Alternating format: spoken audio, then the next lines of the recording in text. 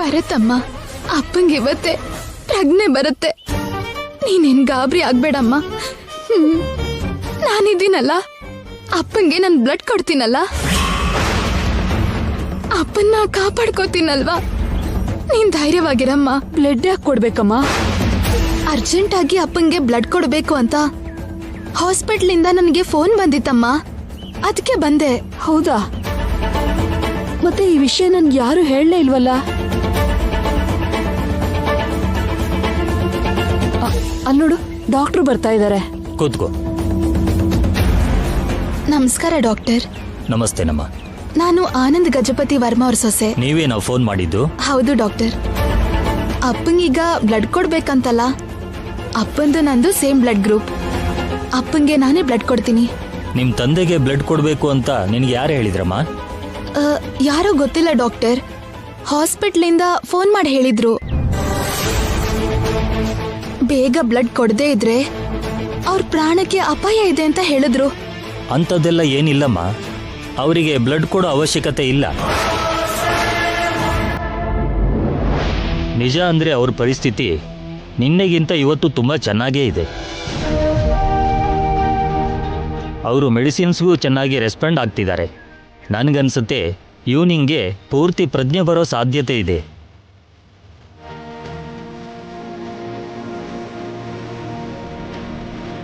ಹೌದಾ? Thank you doctor, thank you very much. It's okay.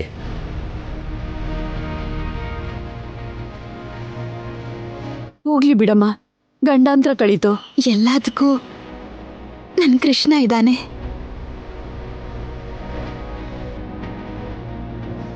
ಇದೇನಮ್ಮ, ನಿಮ್ಮ ಅಪ್ಪನ ಪರಿಸ್ಥಿತಿ ಚೆನ್ನಾಗಿದೆ ಅಂತ ಡಾಕ್ಟ್ರು ಹೇಳ್ತಾ ಇದ್ರೆ ರಕ್ತ ಕೊಡ್ಬೇಕು ಅಂತ ಯಾರು ನಿನಗೆ ಫೋನ್ ಮಾಡಿರ್ಬೋದು? ಇಷ್ಟಕ್ಕೂ ಯಾರು ಫೋನ್ ಮಾಡಿರ್ತಾರೆ?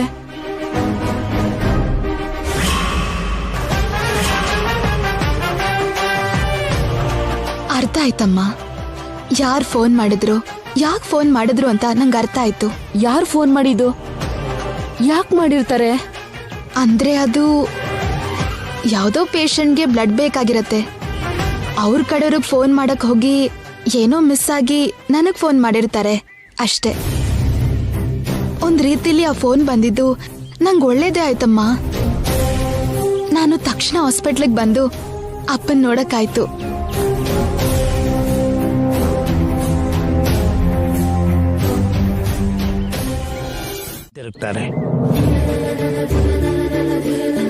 ಎಲ್ಲ ನಿಮ್ ದಯೆ ಗುರುಗಳೇ. ಅಮ್ಮ ವೈದೇಹಿ, ಹೋಗಿ ನಿಂಬೆಹಣ್ಣಿನ ಪಾನಕ ತಗೊಂಡ್ ಬಾ ಅಮ್ಮ. ಸರಿ ಗುರುಗಳೇ.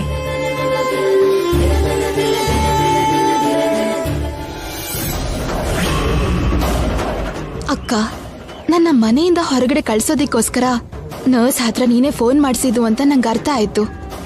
ಆದ್ರೆ ಅದಕ್ಕೆ ಸಂಬಂಧಪಟ್ಟಿರೋ ಸಾಕ್ಷಿ ನನ್ನ ಹತ್ರ ಇಲ್ದೇ ಇರೋದ್ರಿಂದ ಸುಮ್ಮನೆ ಇದ್ದೀನಿ. ಯಾವತ್ತಾದ್ರೂ ಒಂದಿನ ಇದಕ್ಕೆ ಸಂಬಂಧಪಟ್ಟಿರೋ ಸಾಕ್ಷಿ ಸಿಗತ್ತೆ, ಆಗ ನೋಡ್ಕೋತೀನಿ ನಿನ್ನ. ತಗೊಳ್ಳಿ ಗುರುಗಳೇ, ನಿಂಬೆ ಪಾನಕ. ಇಲ್ಲಿ ಕೊಡಮ್ಮ.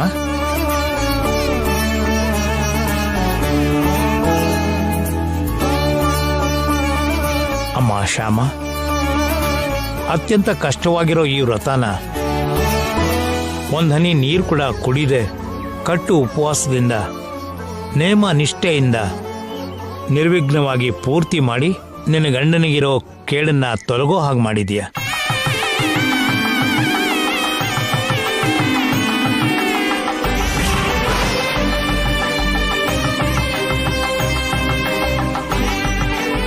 ಅಮ್ಮ ಶ್ಯಾಮ, ಈ ನಿಂಬೆ ಪಾನಕ ಕುಡಿದು ಉಪವಾಸ ದೀಕ್ಷೆನ ಮುಗಿಸಮ್ಮ. ತಗೊಳಮ್ಮ.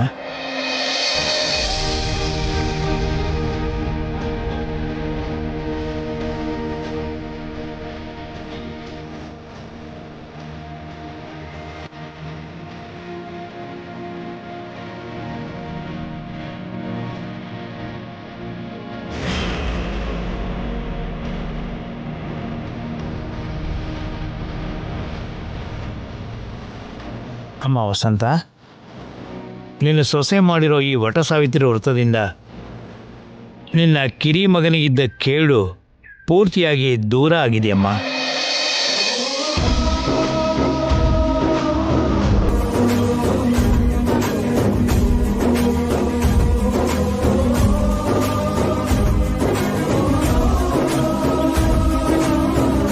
ಅಖಿಲ್ ಇನ್ನು ಪೂರ್ಣ ಆಯುಷ್ಯದಿಂದ ಅತಿ ಕಷ್ಟ ಆದ್ರೂ ತುಂಬಾ ನಿಷ್ಠೆಯಿಂದ ಆ ವ್ರತನ ಪೂರ್ತಿ ಮಾಡಿ ನನ್ನ ಕಾಪಾಡಿಕೊಂಡೆ. Thank you very much. ನಿನ್ನಂತ ಹೆಂಡತಿ ಇದ್ರೆ ಯಾವ ಗಂಡನೂ ಅಲ್ಪಾಯುಷಿ ಆಗಲ್ಲ. ಯಾವ ಗಂಡಂತ್ರನೂ ಅವನ ಆಯಸ್ಸನ್ನ ಕಿತ್ಕೊಳ್ಳೋದಕ್ಕಾಗೋದಿಲ್ಲ. ನಿನ್ನೆಯಿಂದ ನೀನ್ ಎಷ್ಟು ನರಕ ಅನುಭವಿಸಿದೀಯಾ ಅಂತ ನನಗೆ ಅರ್ಥ ಆಗತ್ತೆ. ಇಲ್ಲಿ ನನಗೋಸ್ಕರ ನಿಷ್ಠೆಯಿಂದ ವ್ರತ ಮಾಡ್ತಿದ್ದೆ. ಅಲ್ಲಿ ಆಕ್ಸಿಡೆಂಟ್ ಆಗಿರೋ ತಂದೆನ ನೋಡೋದಕ್ಕೆ ಹೋಗಕ್ಕಾಗ್ಲಿಲ್ವಲ್ಲ ಅಂತ ನಿನ್ನೊಳಗೆ ನೀನೇನೆ ಒದ್ದಾಡ್ತಾ ಇದ್ದೆ. ಹಾಸ್ಪಿಟಲಲ್ಲಿರೋ ತಂದೆನ ನೋಡ್ಬೇಕು ಅಂತ ಮನ್ಸು ಎಷ್ಟೇ ಸೆಳೀತಾ ಇದ್ರುವೆ ಮನೆ ದಾಟಿ ಹೊರಗಡೆ ಹೋದ್ರೆ ವ್ರತ ಎಲ್ಲಿ ಭಂಗ ಆಗತ್ತೆ ಅಂತ, ನನಗೇನೋ ಆಗತ್ತೆ ಅಂತ ಭಯಪಟ್ಟು ಮನೆಯಿಂದ ಹೋಗ್ದಂಗೆ ನಿಷ್ಠೆಯಿಂದ ವ್ರತನ ಪೂರ್ತಿ ಮಾಡಿದೆ. ಕೊನೆದಾಗಿ ನಿಮ್ಮಪ್ಪಂಗೆ ರಕ್ತ ಕೊಡ್ಬೇಕು ಅಂತ ಫೋನ್ ಬಂದ್ರೂ ಸರಿ, ತಕ್ಷಣ ಅಲ್ಲಿಗೆ ಓಡ್ ಹೋಗ್ಲಿಲ್ಲ. ಬೆಳಗ್ಗಿನ ಜಾವದ ಪೂಜೆ ಪೂರ್ತಿ ಮಾಡಿ ವ್ರತಕ್ಕೆ ಸಂಬಂಧಿಸಿರೋ ನಿನ್ ವಿಧಿನ ಮುಗಿಸ್ಕೊಂಡು ಪೌರ್ಣಮಿ ತಿಥಿ ಮುಗಿದ್ಮೇಲೆನೆ ನೀನು ಹಾಸ್ಪಿಟಲ್ಲಿಗೆ ಹೋದೆ. ಇಷ್ಟು ನಿಷ್ಠೆಯಿಂದ ಭಕ್ತಿ ಶ್ರದ್ಧೆಯಿಂದ ಆ ವ್ರತನ ಪೂರ್ತಿ ಮಾಡಿ ನನಗಿರೋ ದೋಷನ ಹೋಗಿಸಿ ಒಂದು ರೀತಿಲಿ ನನಗೆ ಪುನರ್ಜನ್ಮನೆ ಕೊಟ್ಟಿದ್ಯಾ. ಜನ್ಮ ಕೊಟ್ಟಿರೋ ತಾಯಿಗೆ ಮಾತೃವಂದನೆ ಮಾಡೋ ಹಾಗೆ ಪುನರ್ಜನ್ಮ ಕೊಟ್ಟಿರೋಂಥ ನಿನ್ನನ್ನ ಮಾತೃಮೂರ್ತಿ ಅಂತ ಭಾವಿಸಿ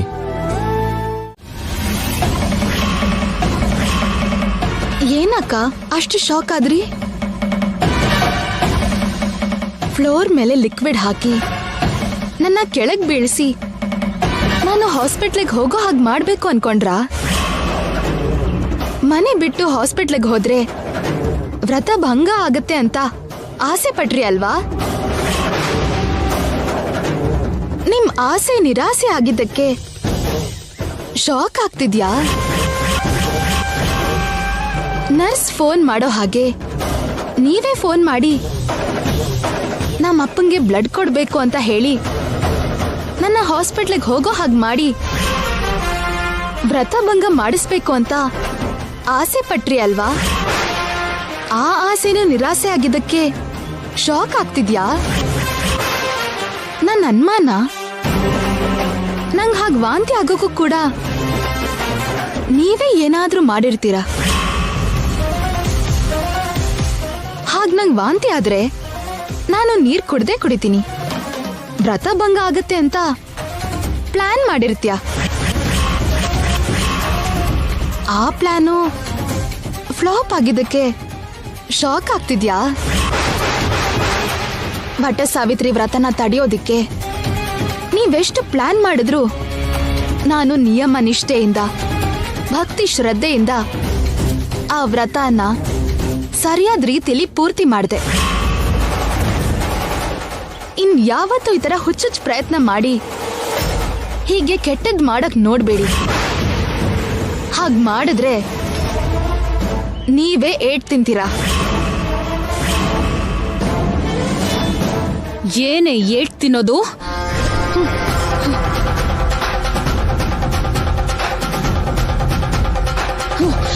ನಿನ್ನ ಐಶ್ವರ್ಯ,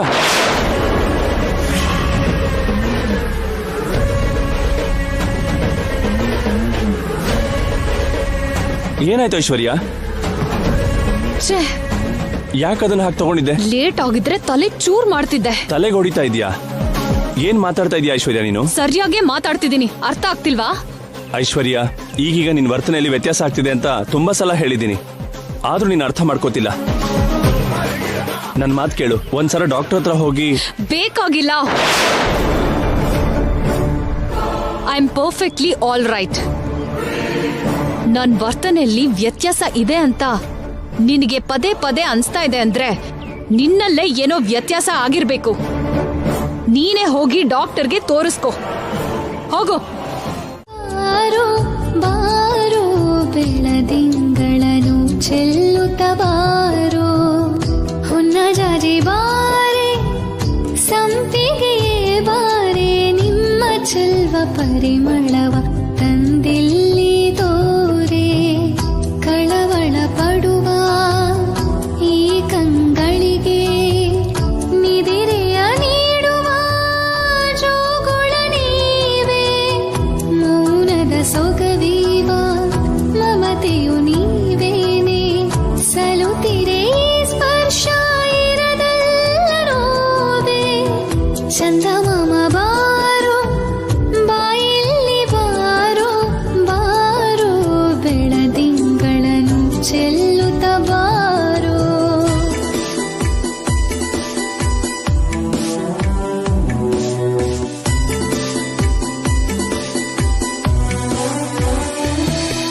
ಕೇಳಿದ್ಯಾ ನಿನ್ ಸೊಸೆ ನನ್ ಮಗ ನಿದ್ದೆ ಮಾಡ್ಲಿ ಅಂತ ಎಷ್ಟು ಇಂಪಾಗಿ ಲಾಲಿ ಹಾಡು ಹಾಡ್ತಿದ್ದಾಳೆ ಅಂತ. ನೀನ್ ಯಾವತ್ತಾದ್ರೂ ಹಾಡು ಹಾಡಿ ನನ್ ನಿದ್ದೆ ಮಾಡಿಸಿದ್ಯಾ? ನಾನು ನಿಮ್ಗೆ ಲಾಲಿ ಹಾಡ್ ಹಾಡ್ಬೇಕಾ? ಹೌದು, ಯಾವತ್ತಾದ್ರೂ ಹಾಡಿದ್ಯಾ? ನಾನ್ ಹಾಡಿದ್ರೆ ನಿಮ್ಗೆ ನಿದ್ರೆ ಬರಲ್ಲ, ಬರೋ ನಿದ್ದೆನೂ ಓಡ್ ಹೋಗುತ್ತೆ. ಬಂದು ಮಲ್ಕೊಳ್ಳಿ.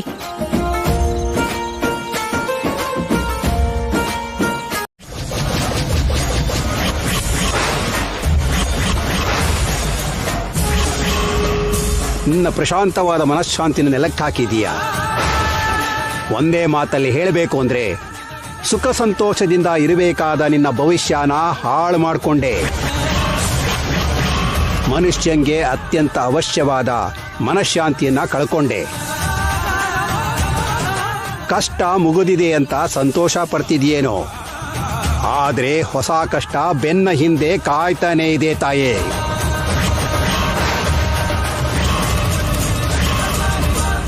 ಅವು ಹೀಗೆ ಬಂದು ಹಾಗೆ ಹೋಗೋ ಚಿಕ್ಕ ಪುಟ್ಟ ಕಷ್ಟಗಳಲ್ಲ ತಾಯಿ. ಕುಂಭವೃಷ್ಟಿ ಸುರಿಸಿ ನಿನ್ನ ಜೀವನಾನ ನೀರಿನಲ್ಲಿ ತೋಯಿಸಿ ನಿನ್ನ ಅಲ್ಲಾಡಿಸೋ ಕಷ್ಟಗಳು ತಾಯಿ. ಕಷ್ಟದ ಜೊತೆಗೆ ನಿನ್ನ ಮೇಲೆ ಆರೋಪಗಳು ನಿಂದನೆಗಳು ಕೂಡ ದಾಳಿ ಮಾಡತ್ತೆ ತಾಯಿ. ಮಾಡದಿರೋ ತಪ್ಪಿಗೆ ಮಾತು ಕೇಳಬೇಕಾಗತ್ತೆ. ಹೊರಗಿನವರ ಜೊತೆ ಮನೆಯವರು ಕೂಡ ಪ್ರಶ್ನೆ ಮಾಡೋ ಪರಿಸ್ಥಿತಿ ಬರುತ್ತೆ. ಜಾಗ್ರತೆಯಾಗಿರು ತಾಯಿ, ತುಂಬಾ ಜಾಗ್ರತೆಯಾಗಿರು. ಎಷ್ಟೇ ಕಷ್ಟ ಬಂದ್ರು, ಎಷ್ಟೇ ನಿಂದನೆ ಬಂದ್ರು ಮನೋಧೈರ್ಯ ಮಾತ್ರನ ಕಳ್ಕೋಬಾರ್ದು ತಾಯಿ ನೀನು.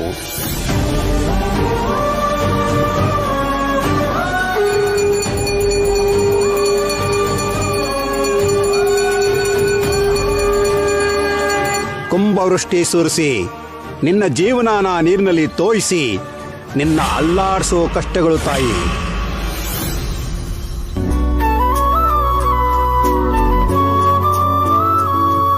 ಏನಂದ್ರೆ ಟಿಫನ್ ಮಾಡಿ ಬನ್ನಿ. ಟಿಫನ್ ವಿಷಯ ಆಮೇಲೆ, ನೀನೇನು ಇಷ್ಟು ಡಲ್ ಆಗಿದ್ಯಾ? ಏನಿಲ್ಲ ರೀ, ಮಾಮೂಲಾಗೆ ಇದ್ದೀನಿ. ಅಂದ್ರೆ ಮಾಮೂಲಾಗಿರೋ ಶ್ಯಾಮಾಗು ಡಲ್ಲಾಗಿರೋ ಶ್ಯಾಮಾಗು ವ್ಯತ್ಯಾಸ ನಂಗೆ ಗೊತ್ತಾಗಲ್ಲ ಅಂದ್ಕೊಂಡಿದ್ಯಾ? ನೀನ್ ಡಲ್ಲಾಗಿದ್ಯಾ ಅಂದ್ರೆ ಖಂಡಿತವಾಗ್ಲೂ ಏನೋ ನಡೆದಿದೆ. ಹೊರಗಿನವರ ಜೊತೆ ಮನೆಯವರು ಕೂಡ ಪ್ರಶ್ನೆ ಮಾಡೋ ಪರಿಸ್ಥಿತಿ ಬರುತ್ತೆ. ಆ ವಿಷಯ ನನಗೆ ಹೇಳಿ ಬೇಜಾರು ಮಾಡಕ್ ಇಷ್ಟ ಇಲ್ದಂಗೆ ಏನಿಲ್ಲ ಅಂತ ಹೇಳ್ತಾ ಇದ್ಯಾ? ಅಂದ್ರೆ ಅದು ನೋಡು ಶ್ಯಾಮ, ನಾನು ನಿನ್ ಸಂತೋಷ ಮಾತ್ರ ಹಂಚ್ಕೊಳ್ಳೋಂಥವ್ನಲ್ಲ.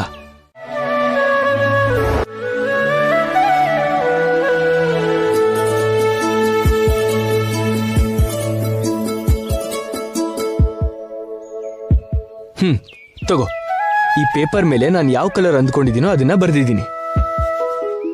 ಅದರಲ್ಲಿ ಏನಂತ ಬರ್ದಿದ್ಯೋ ನಿನಗೆ ಗೊತ್ತಿಲ್ವಲ್ಲ. ಇವಾಗ ನನ್ನ ಮನ್ಸಲ್ಲಿ ಏನಿದೆಯೋ ಆ ಕಲರ್ ನೀನ್ ತೆಗಿ. ಇವಾಗ ನೀನ್ ತೆಗಿಯೋ ಕಲರ್ ನಾನ್ ಬರ್ದಿರೋ ಕಲರ್ ಗ್ಯಾರಂಟಿ ಒಂದೇ ಆಗಿರತ್ತೆ. ನೋಡು, ಏನ್ ಹಾಗೆ ನೋಡ್ತಿದ್ಯಾ? ತೆಗಿ.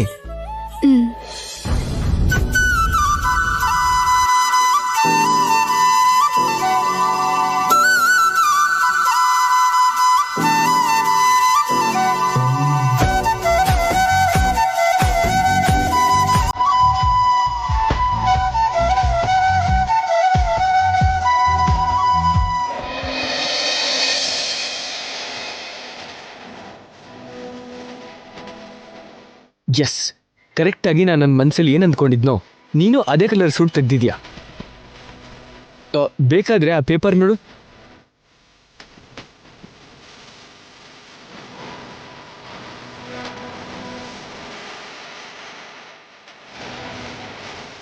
ಸೊ ನನ್ನ ಮನಸ್ಸು ನಿನಗೆ ಗೊತ್ತು, ನಿನ್ನ ಮನಸ್ಸು ನನಗೆ ಗೊತ್ತು. ಯಾಕಂದ್ರೆ ಅವು ಎರಡು ಮನಸ್ಸಿನ ಹಾಗೆ ಕಾಣಿಸೋ ಒಂದೇ ಮನಸ್ಸಾಗಿರೋದಕ್ಕೆ.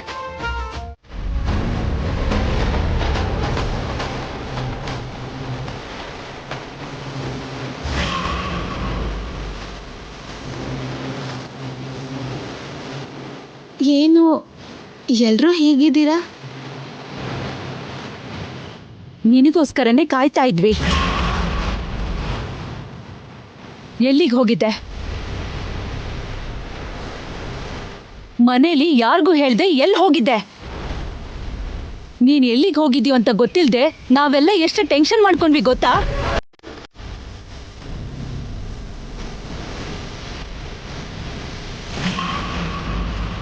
ಅದು ಅತ್ತೆ, ಗೌರಮ್ಮ ಫೋನ್ ಮಾಡಿದ್ರು.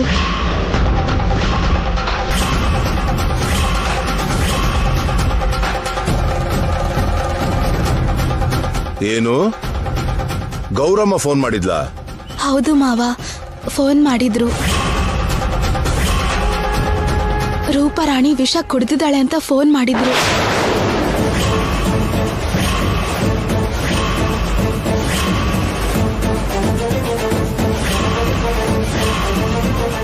ಏನು? ರೂಪರಾಣಿ ವಿಷ ಕುಡಿದ್ಲಾ? ಹೌದು, ಕುಡ್ದಿದ್ಲಂತೆ.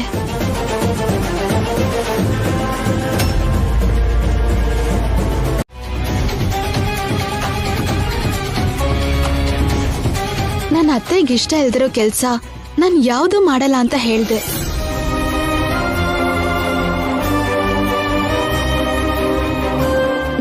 ಸರಿಯಾಗಿ ಹೇಳಿದ್ಯಮ್ಮ. ಇನ್ನೊಂದ್ಸಲ ಫೋನು ಮಾಡಬಾರ್ದು ಅಂತ ಹೇಳ್ಬೇಕಿತ್ತು. ಹೇಳ್ದೆ ಮಾವ, ಇನ್ ಮುಂದೆ ಫೋನ್ ಮಾಡ್ಬೇಡ ಅಂತಾನು ಹೇಳ್ದೆ.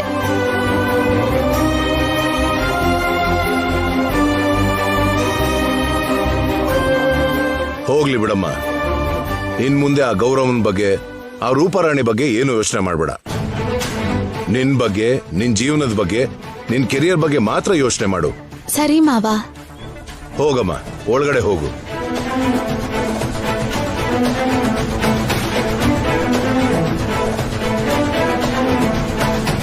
ಏನ್ರಿ, ನಾಳೆ ಅಪ್ಪ ಬರ್ತಿದಾರಲ್ವಾ? ಅವ್ರು ಬರ್ತಿದ್ದ ಹಾಗೆ ಒಳ್ಳೆ ಮುಹೂರ್ತ ನೋಡಿ ಆ ಶಾಸ್ತ್ರ ಕೂಡ ಮುಗಿಸ್ಬಿಟ್ರೆ ನಮ್ ಜವಾಬ್ದಾರಿ ಮುಗಿಯತ್ತೆ. ಸರಿ.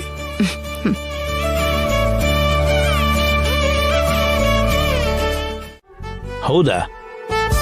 ಗುರುಗಳೇ ಬಂದು ಶ್ಯಾಮ ಹತ್ರ ವಟ ಸಾವಿತ್ರಿ ವ್ರತ ಮಾಡಿಸಿದ್ರಾ? ಹೌದಪ್ಪ. ತುಂಬಾ ಒಳ್ಳೆ ಕೆಲಸ ಮಾಡಿಸಿದ್ರಮ್ಮ ಗುರುಗಳು.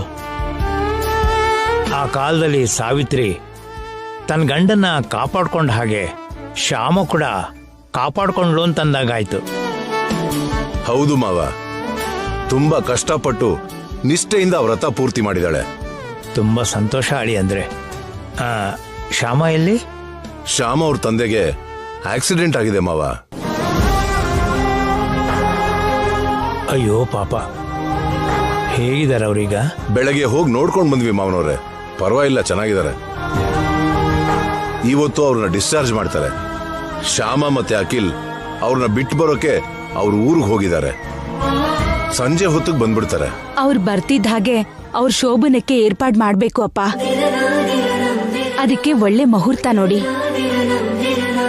ಆಗ್ಲಿ ಅಮ್ಮ, ಈ ಶೋಭನ ಕಾರ್ಯ ಇಡೋಕ್ಕೂ ಮೊದಲು ಇನ್ನೊಂದು ಕಾರ್ಯಕ್ರಮನ ಮಾಡ್ಬೇಕಮ್ಮ. ಏನ್ ಕಾರ್ಯಕ್ರಮ ಅಪ್ಪ? ಅಗ್ನಿ ಸಾಕ್ಷಿಯಾಗಿ ಸಪ್ತಪದಿ ಮಾಡಿಸಿ ಅವ್ರ ಕೈಲಿ ಅಗ್ನಿ ಪ್ರದಕ್ಷಿಣೆ ಮಾಡಿಸ್ಬೇಕಮ್ಮ. ಆ ಕಾರ್ಯಕ್ರಮ ಮದ್ವೆಯಲ್ಲೇ ಮಾಡಿದ್ವಲ್ಲ ಮಾವ. ಆದರೂ ಮತ್ತೆ ಮಾಡಿಸ್ಬೇಕಪ್ಪ. ಮದುವೆ ಆದ ವರ್ಷದ ಒಳಗೇನೆ ಯಾವುದಾದ್ರೂ ಕಾರಣದಿಂದ ಶೋಭನ ಆಗದೆ ಇದ್ರೆ ಮತ್ತೊಂದ್ಸಲ ಅಗ್ನಿ ಸಾಕ್ಷಿಯಾಗಿ ಸಪ್ತಪದಿ ಮಾಡಿಸಿ ಆಮೇಲೆ ಶೋಭನಕ್ಕೆ ಮುಹೂರ್ತ ಇಟ್ರೆ ಒಳ್ಳೇದು. ಹಾಗೆ ಮಾಡಿದ್ರೆ ಆ ದಂಪತಿಗಳು ಜೀವನ ಪೂರ್ತಿ ಸುಖ ಸಂತೋಷದಿಂದ ಖುಷಿಯಾಗಿರ್ತಾರಮ್ಮ. ಹಾಗಾದ್ರೆ ಬೇಗ ಆ ಕಾರ್ಯಕ್ರಮ ಮಾಡ್ಬೇಕು ಅಪ್ಪ. ನಾಳೆ ಪಂಚಮಿ, ಸೋಮವಾರ, ತುಂಬ ಒಳ್ಳೆ ದಿನ. ನಾಳೆನೆ ಆ ಕಾರ್ಯಕ್ರಮ ಮಾಡಬಹುದು.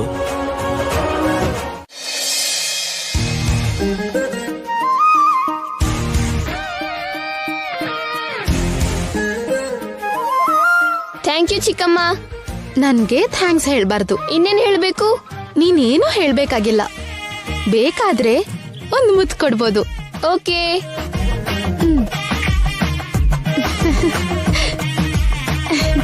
ತಿನ್ನು. ಶ್ಯಾಮಾ, ಏನ್ರಿ? ಕಾರ್ ಕೀಸ್ ಎಲ್ಲಿಟ್ಟಿದ್ದೀನೋ ನೆನಪಾಗ್ತಾ ಇಲ್ಲ. ದಿನ ಎಲ್ಲಿಡ್ತೀರೋ ಇವತ್ತು ಅಲ್ಲೇ ಇಟ್ಟಿರ್ತೀರಾ? ಅಲ್ಲಿ ನೋಡ್ದೆ ಇಲ್ಲ. ಹೌದಾ, ಇರಿ ತರ್ತೀನಿ.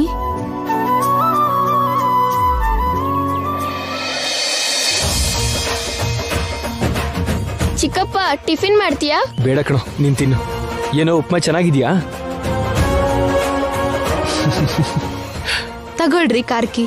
ಹಾ, ಏಯ್ ಎಲ್ಲಿತ್ತು? ಕಾರ್ ವಾಶ್ ಮಾಡ್ಬೇಕು ಅಂತ ಡ್ರೈವರ್ ಕೇಳಿದ್ರೆ ಕೀ ಅವರು ಕೊಟ್ರಂತಲ್ಲ. ಹೌದಲ್ವಾ? ಸಾರಿ, ಮರ್ತೋಗಿದ್ದೆ. Thank you so much. ಚಿಕ್ಕಪ್ಪ, ಚಿಕ್ಕಮ್ಮಂಗೆ ಥ್ಯಾಂಕ್ ಯು ಹೇಳ್ಬಾರ್ದು. ಮತ್ತೆ? ಏನೂ ಹೇಳ್ಬಾರ್ದು. ಬೇಕಾದ್ರೆ ಮುತ್ಕೊಡ್ಬೋದು.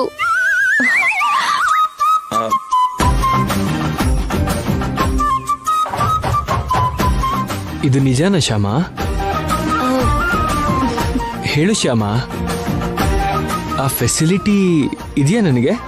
ಆ ಫೆಸಿಲಿಟಿ ಅವನಿಗೆ ಮಾತ್ರ. ತಿಂಡಿ ಮಾಡ್ಕೊಟ್ಟಿದ್ದಕ್ಕೆ ಅವನ್ ನನ್ಗೆ ಥ್ಯಾಂಕ್ಸ್ ಹೇಳ್ದ. ಹಾಗೆ ಥ್ಯಾಂಕ್ಸ್ ಹೇಳ್ಬಾರ್ದು ಅಂತ ಹೇಳಿ ಈ ತರ ಫೆಸಿಲಿಟಿ ಕೊಟ್ಟಿದ್ಯಾ ಅಂತ ಆಯ್ತು. ಮತ್ತೆ ಆ ಫೆಸಿಲಿಟಿ ನನಗೆ ಕೂಡ ಕೊಡ್ಬೋದಲ್ವಾ?